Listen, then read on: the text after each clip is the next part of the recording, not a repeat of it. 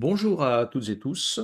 Aujourd'hui, je vais vous présenter un scénario solo qu'on a créé avec Régis pour le jeu Armata Strigoi avec son extension Résurrection.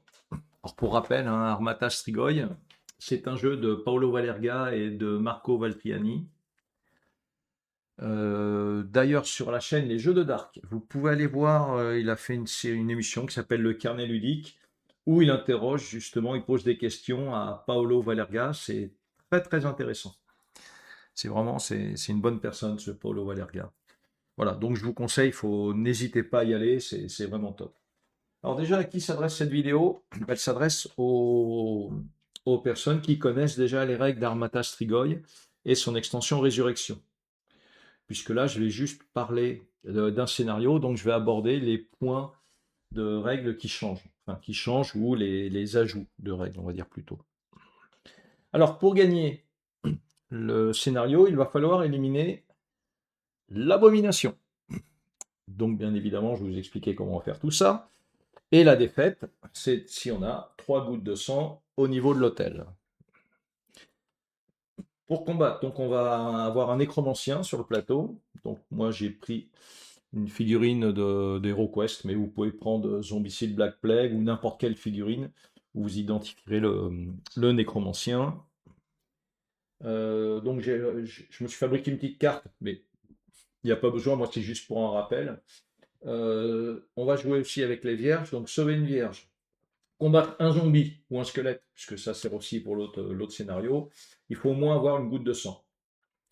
Pour combattre le nécromancien et l'abomination, il faut avoir 2 gouttes de sang. Donc on se retrouve dans une configuration similaire, sauf que les monstres là sont différents. L'installation, on va installer le plateau avec l'extension Résurrection, donc avec les 3 tours, et la tuile rituelle. Le seul changement, c'est que la tuile rituelle, on va la prendre au verso et pas son recto. Le recto, c'était pour faire avancer le rituel du Cobra King. Donc le Cobra King, vous pouvez le remettre dans la boîte, on ne va pas en avoir besoin. Donc on la met directement sur le verso. Idéalement, c'est un des côtés où il n'y a pas de passage secret, le connecter directement au plateau. Lorsqu'un zombie arrivera, je vous expliquerai bien évidemment comment ils arrivent sur le plateau. Ils apparaîtront ici. J'ai mis un petit jeton portail, ça c'est juste pour le fun. En gros, c'est pour simuler l'arrivée des zombies. C'est le nécromancien qui a ouvert un portail et les zombies arrivent par là. Donc vous aurez besoin de 4 figurines de zombies. Donc pareil, là c'est du HeroQuest, mais c'est pareil, vous avez Zombicide, vous prenez les figurines que vous voulez. 4 zombies, pourquoi il n'y aura jamais plus que 4 figurines de zombies sur le plateau? À partir du moment où il y en a 4, il n'y en a pas d'autres qui ne pourront. Aucun autre zombie ne pourra arriver sur le plateau. La seule condition pour qu'un autre zombie arrive sur le plateau, c'est qu'il faut qu'un zombie soit éliminé, et dans ce cas-là, il revient dans la réserve de zombies. Et potentiellement, il pourra réapparaître. Ensuite, vous avez les 9 jetons. Alors les 9 jetons action, vous ne prenez pas celle du Cobra King. Donc vous avez 4 jetons où il n'y a que l'apprenti dessus. Lorsque ce jeton sera pioché, il vous permettra de déplacer les zombies et de faire apparaître un zombie par le portail. Il servira également au déplacement des succubes. On y reviendra après, parce que les succubes, il y a un petit point de règle particulier. Et les 5 autres jetons, c'est-à-dire celles où il y a le maître Strigoi seul et celles où il y a maître Strigoi et apprenti, serviront uniquement pour le nécromancien ou l'abomination quand elle sera sur le plateau. Alors si vous voulez, après, vous pouvez fabriquer vos propres jetons, hein. Moi, c'est ce que j'ai fait pour l'abomination et le nécromancien, et ce que j'ai fait également pour les zombies. Mais ça, on va dire, c'est du custom. C'est pas obligatoire, hein, ça change rien au jeu.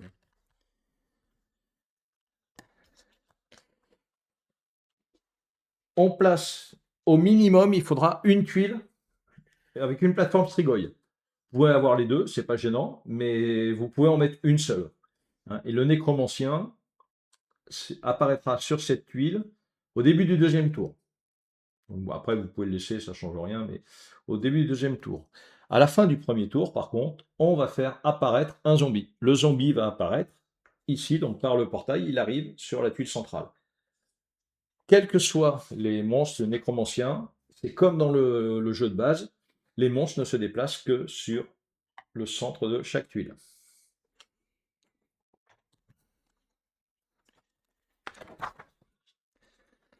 Alors, à chaque fois qu'un jeton zombie est pioché, donc un jeton zombie, c'est les jetons apprentis, hein, et uniquement celle où il n'y a que l'apprenti dessus, on va déplacer les zombies en commençant toujours par la tuile où ils arrivent, la tuile rituelle.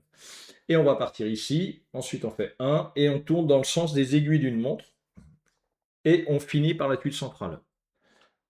Exemple, j'ai ce zombie qui doit se déplacer, on va dire il se déplace en D, il vient. Ensuite, là il n'y a rien, là il n'y a rien, enfin là il y a ici, il se déplace en D, j'ai plus de zombies, à la fin du tour, on fait apparaître un zombie. Si pour X raison, le zombie, par exemple, qui était ici, devait se déplacer en D, et comme c'est lui qui joue en premier, ben, il ne peut pas, puisqu'il y a déjà un zombie. Dans ce cas-là, à la fin du tour, comme il n'aura pas bougé, on ne pourra pas faire réapparaître un nouveau zombie, même s'il en reste dans la réserve. Autre point, si par exemple il doit se déplacer ici en C, comme il n'y a rien en C, dans ce cas-là, on applique la règle du rebondissement, c'est-à-dire il part de l'autre côté. Et là, il prend le passage secret ici. S'il est disponible, bien évidemment. Alors, le zombie. Donc j'ai créé une carte pour ça. Par contre, elles ne sont pas pour l'instant sur le descriptif du scénario que j'ai mis sur Board Game Geek, sachant que c'est encore pas la bonne carte, puisqu'avec Régis, on a apporté une modification qui est plutôt pas mal. Donc je mettrai la bonne carte, bien évidemment. Alors, descriptif du zombie. Donc, bien sûr, il nous faut une goutte de sang pour pouvoir le combattre. Il a 1 point de vie. Quand il attaque, c'est ça qu'on a modifié. On va jeter un D6. On aura besoin donc d'un D6. De 1 à 3, il inflige une blessure normale, bloquable par bouclier, blanc, enfin blanc et gris. De 4 à 6, il infligera un dégât de poison, bloquable également par le bouclier, mais par contre le bouclier vert qui est pour le poison. Pour l'éliminer, il faut avoir une force de frappe de 6 minimum. Et quand on l'élimine, bien sûr, il retourne dans la réserve et on gagne 2 jetons récompense. C'est plutôt cool.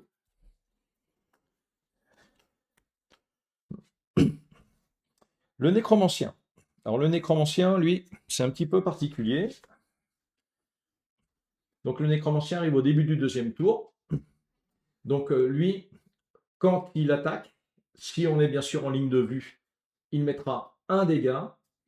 Si jamais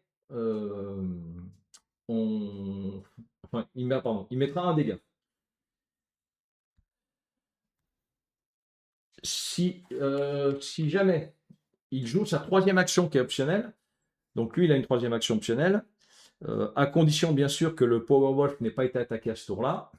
Dans ce cas-là, sur la tuile où il va se déplacer, il mettra un dégât de poison, même sans ligne de vue. Ce petit symbole-là de tête de mort, il servira uniquement pour l'autre scénario avec les squelettes. Il faut une force de frappe de 7 minimum pour lui enlever un point de vie. Il en a 3. Dès qu'il a perdu ses 3 points de vie, on passe à l'abomination. Je vous explique après comment on fait apparaître l'abomination. Le nécromancien également est le seul qui peut transformer les vierges. D'abord en vierge préparée, et puis après, s'il revient, en succube. Alors, bien évidemment, on peut toujours sauver les vierges ou les vierges préparées, comme dans le jeu de base. Voilà. Par contre, ça ne va pas avoir d'impact après pour les points de vie de l'abomination. Hein. Ça ne change pas grand-chose, si ce n'est que ça nous fait gagner une carte. Et puis, on sauve toujours une vierge, ce sera une succube en moins, peut-être sur le plateau. Si par contre, le nécromancien transforme une vierge préparée en succube, la succube restera dans sa tour jusqu'à ce que l'abomination apparaisse. Mais quand elle reste sur sa tour, on ne peut pas aller sur cet emplacement pour la tuer. C'est-à-dire, elle n'attaquera pas, mais on ne peut pas l'attaquer. Si un zombie arrive sur une tour où il y a une vierge ou une vierge préparée, il ne se passe rien. Le zombie n'a aucun pouvoir. Là-dessus, ça ne changera rien du tout. Lorsque le nécromancien perd un point de vie, qu'on pourrait assimiler au départ au maître Strigoi. On n'applique pas la règle de l'effondrement. La règle de l'effondrement, on va l'appliquer plus tard. Je pense que là,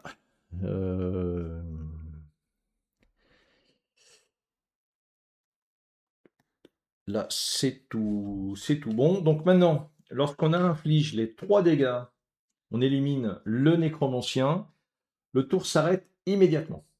Même si, alors ce sera forcément sur une de nos cartes, hein, si on élimine le nécromancien, mais si par exemple l'automate devait jouer après, on ne jouera pas sa carte automate, on va la défausser.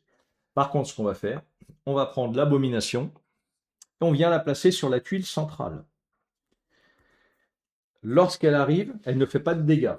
La seule chose qu'elle fait, c'est si jamais sur la tuile centrale, il y a un zombie, le zombie est éliminé, vous le sortez du jeu, le power-up ne gagne pas de récompense, et à partir du moment où le nécromancien n'est plus en jeu, c'est comme si le portail était désactivé. À partir du moment où le nécromancien n'est plus en jeu, seuls les zombies qui sont sur place vont rester jusqu'à ce qu'ils soient éliminés, mais on ne fait plus popper de zombies. Un autre cas de figure un peu particulier. Alors, si après, par exemple, l'abomination doit se déplacer ici, qu'il y a un zombie, il ne se passe rien. Elle ne peut pas se déplacer. On verra après sa troisième action optionnelle. Là, elle n'élimine plus de zombies. En fait, elle élimine uniquement lorsqu'elle apparaît. Un autre cas de figure, je vous ai dit, donc dès que l'abomination apparaît, elle apparaît au centre. Les succubes sortent de leur prison, en gros, et elles viennent se mettre sur la case centrale de leur tour. Si jamais là, il y a un zombie, le zombie est éliminé, le power-up ne gagne pas la récompense. Mais à partir du moment où elles seront en jeu et qu'on piochera un jeton apprenti, on va toujours commencer dans ce sens-là, dans le sens des aiguilles d'une montre. On fera jouer les succubes et les zombies. Admettons que lui vient de se déplacer ici, la succube doit se déplacer en D, elle vient là. Dans ce cas-là, il ne pourra pas se déplacer parce qu'il y a un zombie. Là, il ne l'élimine pas. Les éliminations de zombies se font uniquement lors de l'apparition de l'abomination et les succubes qui sortent de leur prison, de leur cellule. Alors l'abomination. L'abomination, elle a sa troisième attaque optionnelle. Je vais en parler après parce que c'est particulier. Si elle est en ligne de vue, elle vous met 3 dégâts. Alors, je n'ai pas mis une goutte de sang, même si 3 dégâts, ça pourrait correspondre à une goutte de sang. Tout simplement parce que ces 3 dégâts, vous pouvez, si vous avez 2 boucliers, vous pouvez en supprimer 2. Sachant qu'il faut 8 minimum de force de frappe pour lui enlever 1 point de vie. À partir du moment où on lui enlève 1 point de vie, on applique la règle de l'effondrement qui est valable dans la règle de base lorsqu'il ne reste plus qu'un vampire sur le plateau, un Strigoi. Autre point particulier, c'est la troisième action. La troisième action qui est optionnelle, hein, ça veut dire que notre Powerwolf n'a pas été attaqué à ce tour-là, que ce soit par l'abomination, un succube ou un zombie. Dans ce cas-là, sa troisième action optionnelle, on ne va pas tenir compte de la lettre qui est sur une carte. On va juste regarder son positionnement. Si jamais elle est adjacente à une tuile où il y a le Powerwolf, par exemple, on va dire ici, dans ce cas-là, elle va se déplacer sur cette tuile-là. Si elle ne l'a pas en ligne de vue, elle lui met un dégât, normal, bloquable par bouclier. Si jamais elle est en ligne de vue, bah, elle fait son attaque normale. Voilà. Mais si jamais, hop, on est ici, le Powerwolf est ici, en adjacent, le Powerwolf n'est pas sur une tuile adjacente, l'abomination ne se déplace pas. Voilà, c'est un point un petit peu particulier. Enfin, qui est particulier à ce scénario. Ensuite, est-ce que j'ai oublié quelque chose?